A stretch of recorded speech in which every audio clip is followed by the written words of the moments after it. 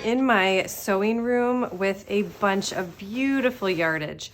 And sometimes when you have a lot of yardage, it can feel kind of overwhelming about how to cut it.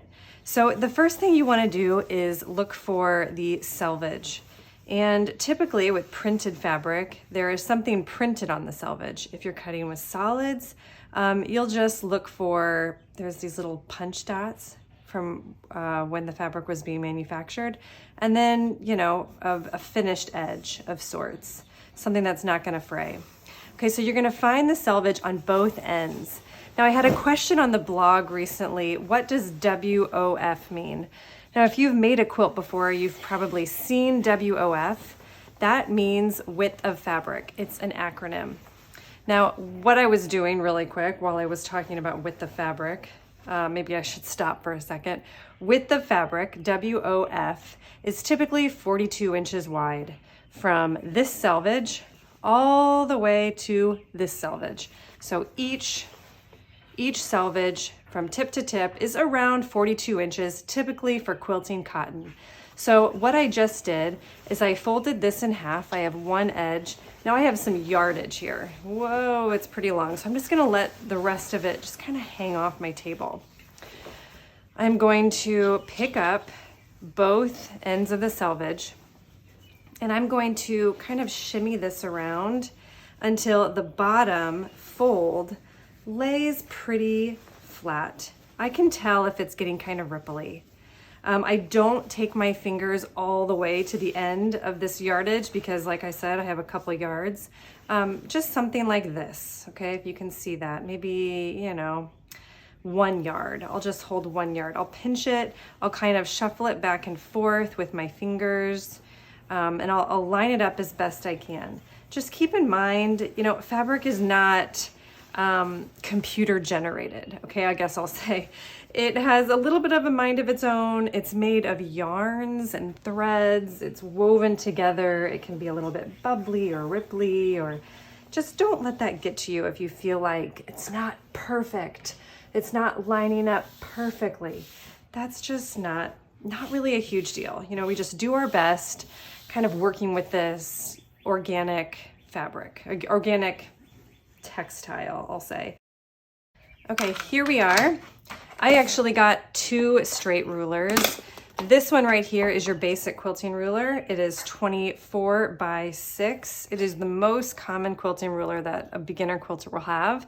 I would say this is a nice second purchase. This is 8.5 by 24. The wider you get, kind of the more you can do with it.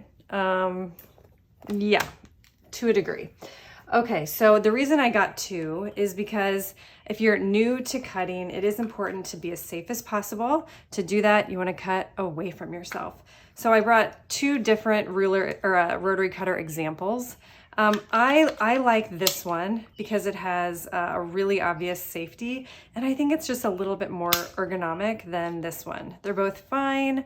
I think maybe there's a slight price difference, but if you're someone who ever struggles with arthritis, or maybe you just have a weaker grip, I would recommend something that looks like this. Okay, so I'm gonna put this one off to the side. So if I wanna cut a 2.5 inch strip, I am first going to, even though I ripped my edge and it's straight, I am going to give myself a very clean cut because quilters love clean cuts. Okay, typically if you've watched my cutting videos in the past, this is the point where I would hold this and I would slowly and safely cut toward myself.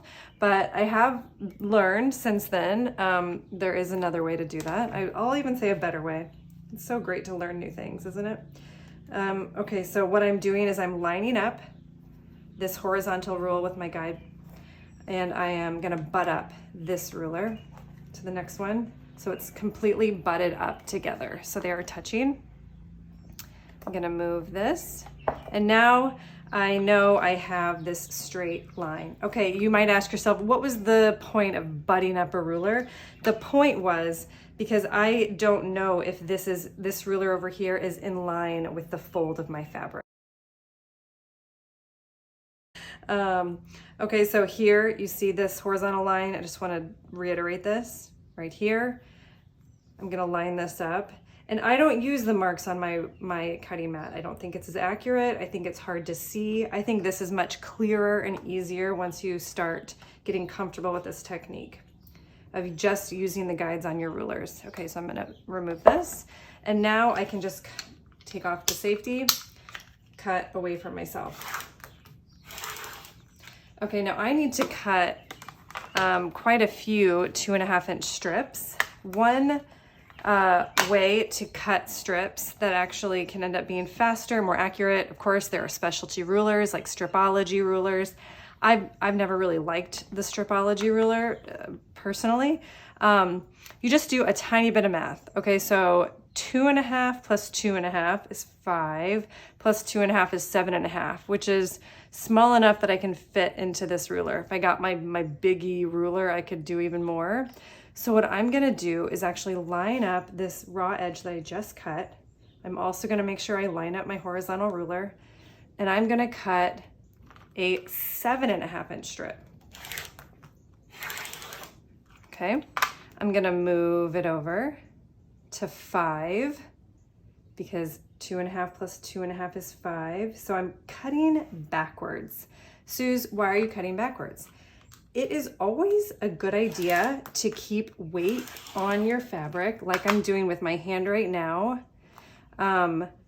if you can.